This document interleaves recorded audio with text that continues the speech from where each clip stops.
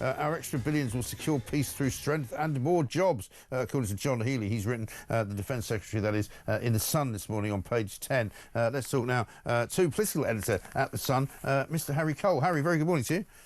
Morning, Mike. Lots of interest in this story today. People asking the question, when will we see the money? What will it be spent on? You've done a great piece on pages 4 and 5 today about, what you could spend 13 billion on, and maybe one ship or a few planes, But it's, it all sounds good, and I think Starmer finally got the message from the people of this country that, we wanted to spend some money on some proper stuff. But I guess the question is how soon and what benefit will our defences actually get in the short term? Well, a lot sooner than anyone thought, I think, which is a good thing. There was a really interesting line that Keir Starmer said at his press conference last night, which was, he said, in the end, I think everyone deep down knew it was inevitable that we were going to have to increase our defence spending. And it was a bit like, yeah, it is. It was inevitable.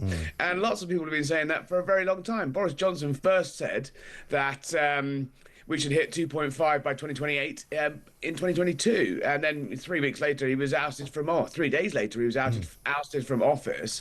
Rishi Sunak, when he came in, refused to put that figure on it, said, when the economic circumstances allow, we'll have a look at it, but usual classic Treasury waffle.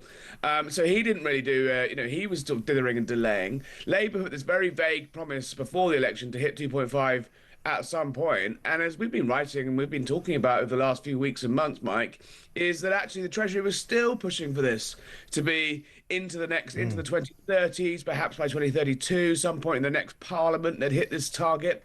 And you just think, we've wasted so much time when, if it clearly was inevitable, as the Prime Minister admitted yesterday, then why have we wasted so much time? So it is good news. It's not 13 billion as the PM spun. It would be 13 billion if, he decided that if defence spending was on course to just freeze next year. It's not. It was going to go up a little bit anyway by inflation, various other strands of increase. So it's actually about £6 billion of new money.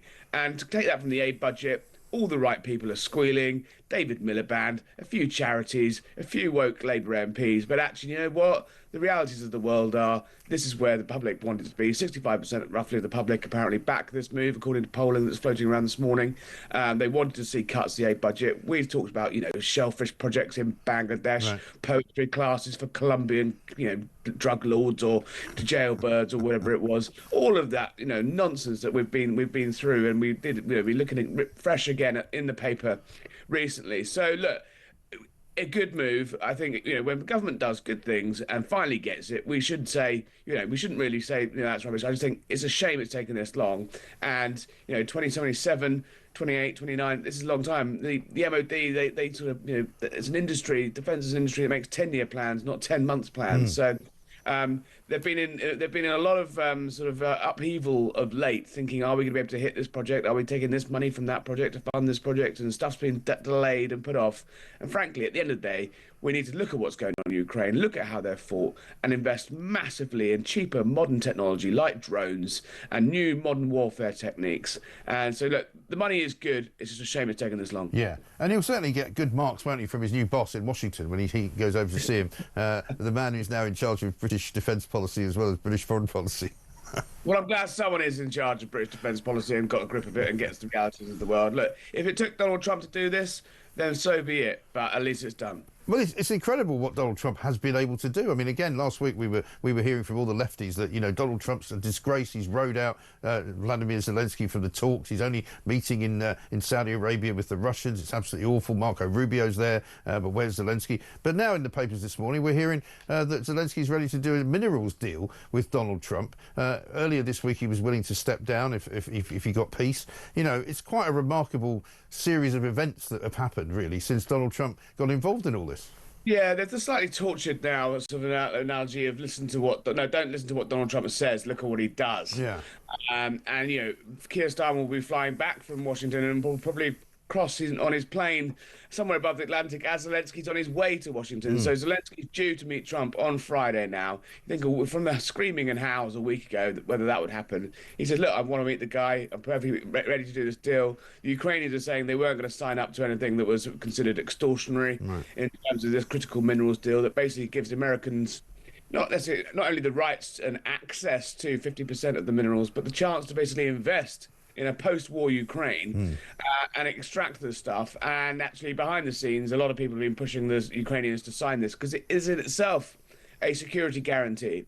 If the American firms and American government are going to invest massive amounts of money into Ukraine to extract, yes, admittedly, chemicals and gas and oil and minerals that they want and need, they're also going to be protecting those mines, those investments. So it is a sort of bulwark against Russian aggression because American will actually have a stake in Ukraine. And I think what Donald Trump's been making, and certainly the Congress of the United States, which is even more opposed to just a blank check for Ukraine, is actually, well, what are we getting for this money? So if he can sell this to a sort of reluctant Congress that actually this is what he needs to continue supporting Ukraine as they go to the table, the peace table, from a position of strength with the Russians, then it's quite a clever, smart bit of politics and hard, cold politics, which is once again it was always about the money. So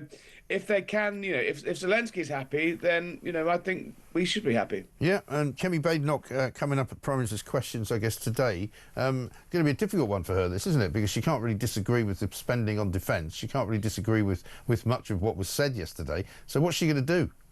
I think she had a little cute effort at trying to claim credit for it because she once said that maybe we should not spend so much money on aid and spend it on defence. Maybe she said it on Sunday, so I'm not quite sure she's going to have much truck with that. Look, there are some holes in this in these numbers, definitely.